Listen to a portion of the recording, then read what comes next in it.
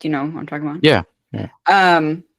A book dragon is a very, we'll say, aggressive book collector. So they collect all the books. They don't get rid of books. They have all the books. So I'm not at all a book dragon. I have 2 shelves.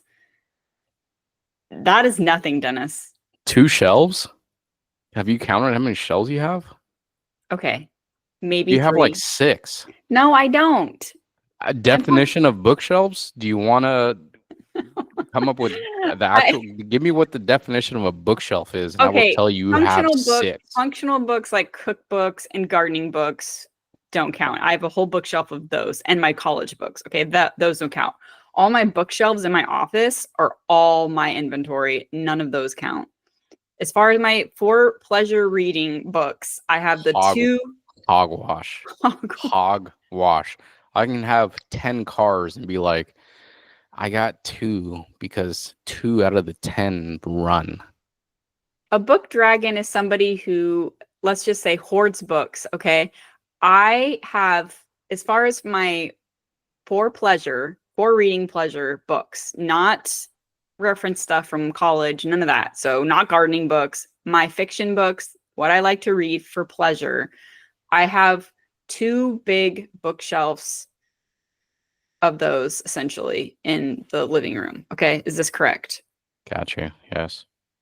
I don't collect books. So that's why I also have my Bound and Borrowed program that I do with my membership. When I read books, I like to read physical books. And when I read them, they still look untouched. They still look brand new. And I don't want to just give them away to people I don't know and donate them. I would rather that if I know what my readers like, I would rather gift it to them, tell them why I liked it, why I think they'll like it, and give them the option to read it or pass it on to someone else.